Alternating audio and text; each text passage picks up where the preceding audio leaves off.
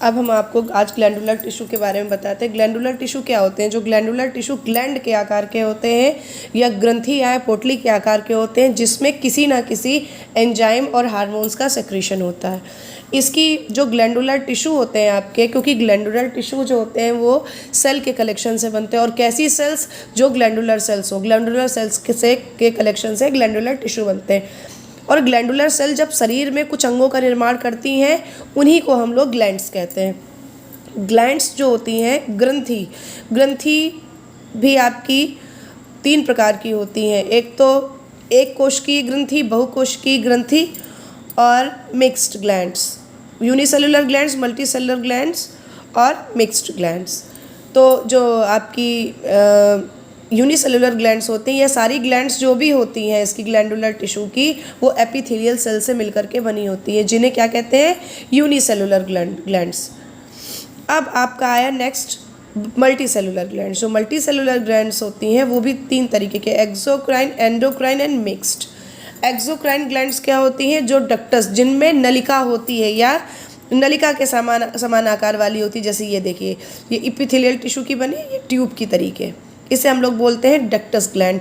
और इसमें यहाँ अंदर से ही सेक्रीशन डिस्चार्ज इनटू डक्ट, इसी से क्या होता है? जो आपका हार्मोन्स है, एंजाइम्स, उसका सेक्रीशन होता है।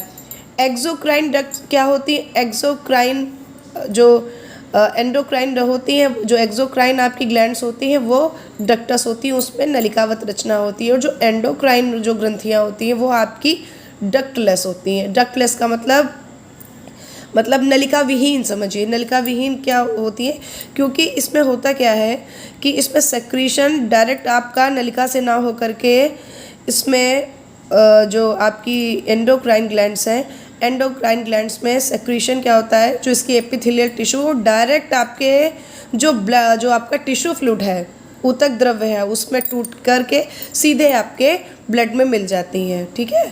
और ये जो आपका डक्टस ग्लैंड होता है ये नलिका युक्त होता है, और इसी से हार्मोन, और इसमें होता क्या है? जो आपकी एंडोक्राइन डक्टलेस, मैंने आपको जैसा पहले बताया, इसमें हार्मोन्स टिश्यू फ्लूइड में मुक्त होकर सीधे ब्लड में चले जाते हैं। और इसके बाद आया नंबर आपका मिक्स्ड ग्लैंड्स। मिक्स्ड ग्लैंड का मतलब होता है मिश्रित ग्रंथि। मिश्रित ग्रंथि आपकी मिश्रित ग्रंथि जो होती है ये आपकी किसमें होती है? पैंक्रियाज में, पैंक्रियाज। तो बच्चों, अगर आपको ये वीडियो अच्छा लगा हो तो प्लीज़ ज़्यादा से ज़्यादा लाइक, शेयर एंड सब्सक्राइब करिए, और कमेंट भी करना मत भूलिए। धन्यवाद।